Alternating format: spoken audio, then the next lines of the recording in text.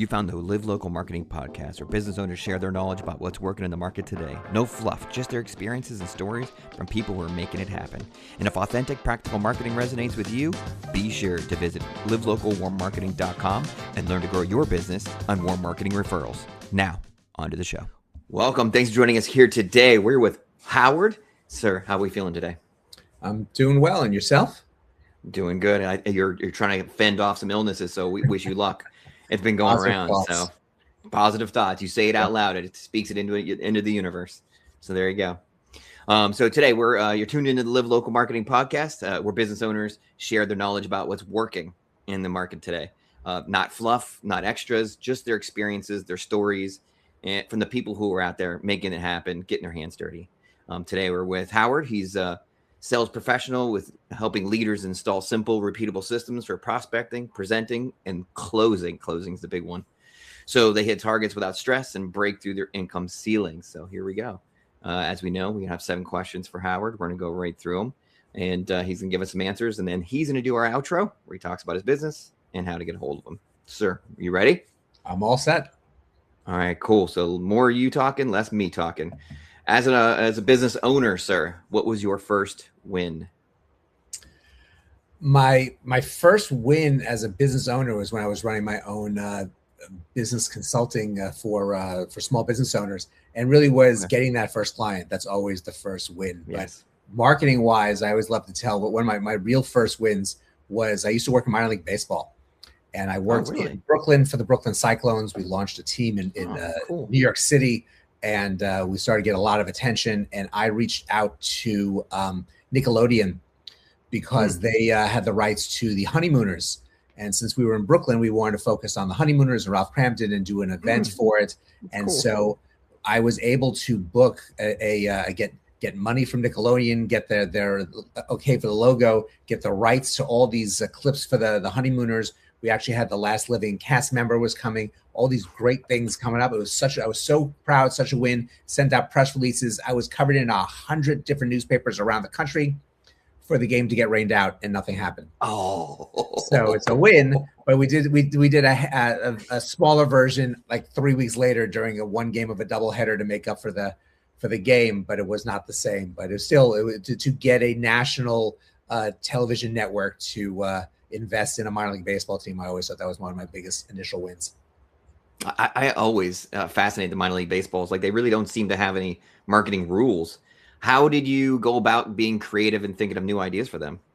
Oh, it was easy. We sat in a room. We threw out the craziest ideas and crossed out the non-crazy, and then figure out how we can get the best ones to get up there. And even it was limited for me. I had an owner that a general manager who was afraid of his own shadow. So there's things he would not let us do early on that years later, he finally opened up and started to allow things to happen that I was trying to push for. But it was a great experience. I loved just about every moment of it. Yeah, you're ahead of your time. Like, now we have the Savannah Bananas and we've got all this other stuff that the minor league system seems to be like, they paved the way for that kind of stuff. Savannah Bananas is an amazing story in general. And I've seen them a couple of times, and it's a lot of fun. It's baseball should be fun. My goal when I was working with the Brooklyn Cyclones was I wanted people to come have a great time and have no idea what the score was when they left. All right. So based on those experiences and all those things you've done, what would you consider your best habit? I think the best habit really is to you want to have a list. You want to make sure you're not just relying everything into your head. You want everything written down, because there's a lot of small details that happen. Yeah. And if you do not remember just one, there could be problems. And another baseball story, I wrote the script for every game. So there was things that got moved around and different games. And especially if we had opening day was a much different script than the regular games. And so for game 2, the owner of the team, the Wolpoffs at the time, we were owned by the Mets, had his kids in my little league team coming in to run out with the players. Oh, that's cool. But I messed up and I did not script it as a regular season game because I based everything off of game 2. So it was a little bit of a hiccup with the kids getting on and off the field that I fell on the sword. It was my fault, but that was something where you got to make sure you have these little things all checked off to make sure that nothing goes goes awry. So you still use that checklist style system now when you're working with businesses and things like that nature? It's transitioned nicely. Yeah, you find different ways. You find different softwares to do it. I do a lot of things in notes on my phone. This way, I just check it, cross things off, and move on. But it's as you get older, less things get stored in the brain. They go in, and you think you have them nice and secure. They fall out the ear when you're not noticing. So writing it down definitely helps. Do you do like time blocking and calendar stuff too, or is it just task based like checklists? Well, in regard to that, it's task-based checklists, but time blocking is something that I work with and actually teach to my coaching clients, because this is the best way to secure your time and to make sure you are you're not wasting time during the day. So, for example, if you're a salesperson and you know you need to be on the phone making cold calls, follow-up calls, and you take a block between 10 and 12 in the morning, that's going to be your time. You also need a block that's a little bit later, that it's a buffer time, so that if emergencies come, people come with different things that are going to take you off the phone. You can figure out is this a 10 or is it a 3? If it's a 10, that's one thing. If it's a 3, you can ask, okay, is it possible that we can reconvene at 12:30? I have time then, we can definitely go over and address this. More than likely, the answer is yes. You can then use that time that you've now scheduled for emergencies and go back to making the phone calls and not missing time. That's great advice. That's amazing advice. And the next topic might actually funnel into that, or maybe you'll take it in a different direction. I'm kind of interested to see what was a truth about marketing that you wish more people would know. Initially in my small business coaching was that Facebook is not free marketing.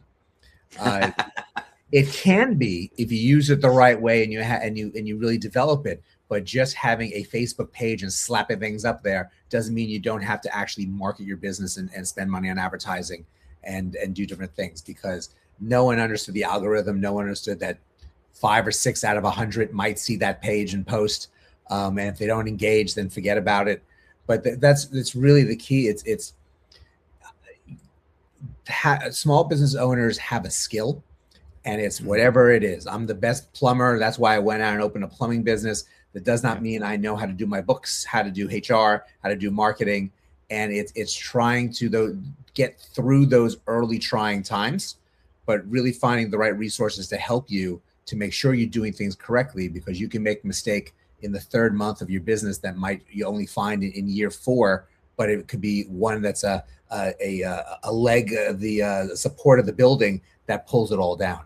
So you got to make sure you have someone who knows what you don't know to make sure that everything is running smoothly. How do you know? When do you know when it's time to start putting money into marketing? It doesn't just happen right away, like you said. It's got to be. There's probably an indicator. What do you usually use? Well, and the truth is, I think you really do have to put money in from day one. Sometimes you can get around doing it, but the key component is making sure, as you're structuring a budget and generating revenues, that you are putting money away as quickly as possible into a line item for marketing, because you don't want to sit there and here's a great opportunity and now you're like, oh, well, do I do this or do I not pay the electric bill this month and see what happens? Yeah. That's not, and there's a lot of people that do that. But if you starting off with a structured budget and you're earmarking dollars per every revenue piece that comes in, then 3 months, 6 months, 9 months down the line, here are funds that you can start doing certain types of advertising that you couldn't do on day one. That's another bit of excellent advice. So, all right. So these days you've been at this for a minute or two. What stuff do you still do personally, hands-on, and what things do you pass off to a team or pass off to a VA? A quick break before we get to that next answer, because I know that answer is going to be brilliant, which is why I chose this moment to interrupt. If you love what you're seeing and you want to run your business off of warm marketing referrals, visit our website, livelocalwarmmarketing.com. It's got valuable resources, office hours, memberships, the book, an array of resources to help you get rid of cold calls, cold leads, door knocking, and run a business you can be proud of through referrals and warm marketing. Now, back to the show. There are things I do hands-on that I should pass off to a VA, but that's an honest answer. I'm mentally torn. It goes back to where I have done a lot of editing in my career. whether it's video editing, we did a lot of stuff going back to baseball on the scoreboard, whether it's audio editing. I've hosted podcasts, and I like doing that because I would spend a lot of time in radio, and I would also edit my radio commercials. And so I knew what nuances I needed. And then with the podcast, I knew how to make people sound better, because I had a lot of first-time podcast guests. So getting rid of the ums and the you knows and makes it sound fantastic when there's the final version. Maybe not so much when I was actually talking to them. So a lot of things on LinkedIn that I do, it'd be great to just give off to a VA to do, but it's not in my voice. It's not in my tone. And it's a catch-22 that I have that I work through daily, the amount of time I spend on LinkedIn, but it is personal, and I really like the relationships that I make there.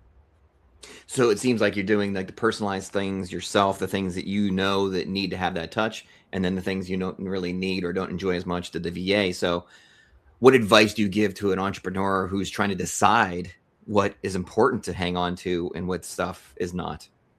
The answer is easy. It's you start with what is a revenue generating task and what is not. There you go. If it's not, that's in the pile of, okay, what can I do to issue it out to someone else? If it is, then something that you really need to be hands-on, those are your priorities that you need to focus on. Sometimes, like me and LinkedIn, it becomes a pet project. It's a whole different story, but that's where some of the revenue opportunities come from. Having that conversation with someone who liked your post and reaching out to them and bringing it onto a phone call out of LinkedIn could be the next multi-million-dollar contract that you have. That's amazing. Yep. Absolutely great. Let's go back to budgeting. So that's the next topic here too. I know we talked about it a little bit and putting marketing money aside and so forth. Let's talk about the plumber again. The plumber sits down. What kind of advice are you giving them? Like, how are they going to break this thing down? What kind of conversation you have with them day one about their budgeting? Well, it's trying to have an open mind and open eyes for everything, because you have to realize what are your set costs that you're going to have. So that goes back to electric bill and rent and pieces like that, and salaries, and putting the right money away for benefits, and then there are different places to put for that you're putting different percentages of these dollars into different places. So it's figuring out what the priorities are, figuring out what the direction is. How long can you hold out with just working word of mouth as your marketing mix, but also trying to then slowly put things in, because you can do Instagram and Facebook by yourself. It's better if you have someone else doing it.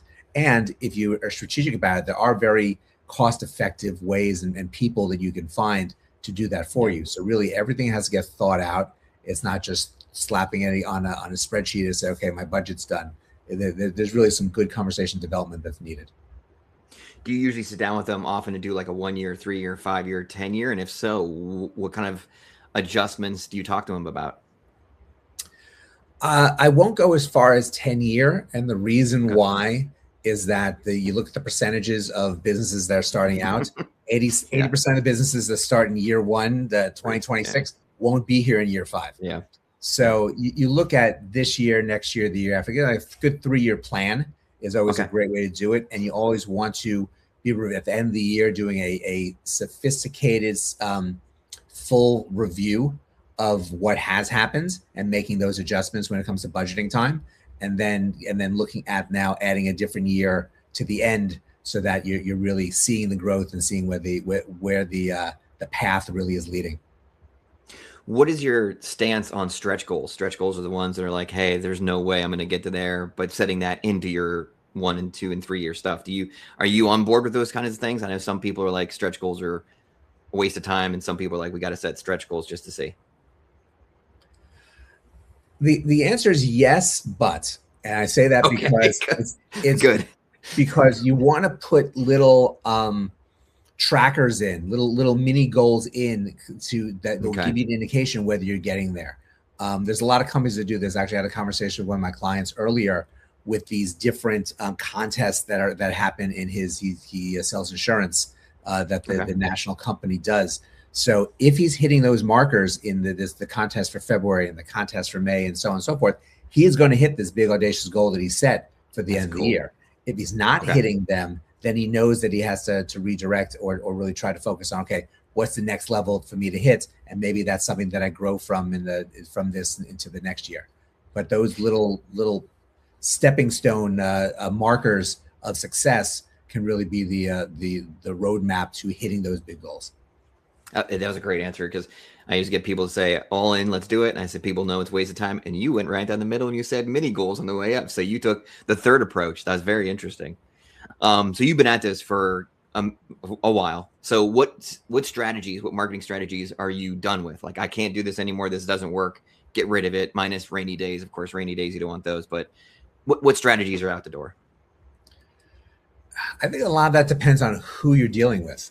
Each client is different. Each strategy for them is different. Even if you're looking at standing with 7 different plumbers, and I always use plumbers as my example. Yeah, it's fine. Yeah. Each of them is different because of what their experiences are, what their personalities are.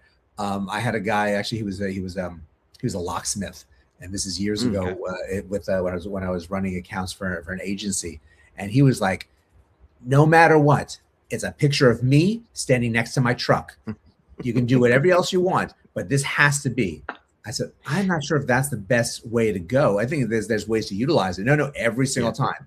And sometimes you get people who are really have those blinders and can't move. I just clicked on a website. Someone gave me a company that does signage here. I'm in Jacksonville, Florida. And he has a website he probably built 10 plus years ago and isn't optimized for the phone. And it's like not even one of those secondary sites that used to happen. So you really have to look at each person and figure out what realistically works for them, because you have people who have great personalities and you can utilize them in video and in short forms on TikTok and Instagram, and that can be real growth for them. And you have someone who've been doing it for a long time who are terrible. And I don't know a way to say it. And you have to be the one to tell them, this is not working. You need to stop. Can be very painful, just like the guy with the truck in his picture. Everybody loves when I do this. Well, you haven't had a like in 6 weeks. I don't think everyone's loving it. So it's being honest with each individual company of what can work and what is not working and what may never work for them. That's excellent. So the last one we have today before we head into your business and talk about your business and where to get a hold of you for more good stories. With this day and age, we could be doing all the things. Like, there's so many different take on this, take on that, take on this. What are some of the things that you do to avoid burnout? What are some of the things you do to recharge? Burnout is real. Burnout is, you really have to, you have to look at, you have a life, and in that life you're working, as opposed to work is life. And like with the client that I was dealing with today, his we were very proud of the fact that he was going home now at 6:30 as opposed to 8:30 as he was doing 6 months ago. That was a big growth for him, and it's changing. And now he's able to do other things and interact with his kids in different ways. And that's very important. You really have to step back, and at sometimes it's okay to go home. You may not see that in the big picture, but that's why having a sounding board, someone else to really speak to on a regular basis, does help you see these things differently and helps you get to that recital or that play that your children are in, or enjoy going to a football game on the weekend, so you don't have to work all day. And it's important, because mental health is a real challenge. I look back and compare it to people who were working in the 1950s, the 1980s, the 1990s. Like, they may think that life was hard, but it's so much easier than it is now. Social media and multiple email boxes and someone calling you at 10:30 on your cell phone with an emergency, where they would not have been able to reach you until you checked your messages when you got in at 9 o'clock the next day. It is much more stressful to live and work in 2026, and you really have to take precautions to make sure that you're focusing on your mental health. Have you ever gone back to the old minor league stadium that you worked at and caught a game? I was there within the year after I left. Like, I left in in 2005, right before the season, and I had done some things like I had to come back for opening day because I had a celebrity doing the national anthem, so I helped facilitate that and some other things. But I love minor league baseball. I'm here in Jacksonville. The Jacksonville Jumbo Shrimp are the national champions of AAA from last year. So I was at Game 3 of the deciding series of the International League at the stadium here, and watched it on TV because it was national for the when they played against Las Vegas for the all-around AAA championship. And so I try to get to as many minor league baseball games as I can. I've been to multiple stadiums around the country over the years. I'm riled up right now because the Jaguars are in the playoffs and turned the corner on a troubled franchise. So we have Super Bowl dreams at the moment. We'll see what happens. So do you ever go to those games and you're like, they're entertainment? What are they doing? You ever like stop and like just kind of analyze it, or you have those old habits come back? The worst was when my first year really doing it. After my first year in minor league baseball, I grew up in New York. I was living in the Bronx. I grew up in the Bronx. I lived in Manhattan. I was working in Brooklyn. I went to a Yankee game in September, and I'm watching different things. And like I noticed when the public address announcer was a legend, Bob Shepard. I heard his finger slip on the button. I heard a little click, and I knew what that was. That I maybe not have noticed when that was happening. And then I'll take note. I've sent notes to the owners and the GM at Jumbo Shrimp all the time. I've had conversations. What's working, what's not working.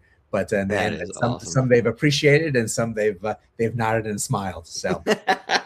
That's great. That's great. All right. So we're going to have you do the outro. Let's talk about your business and then where people can get a hold of you to set up some time to meet with you. Sure.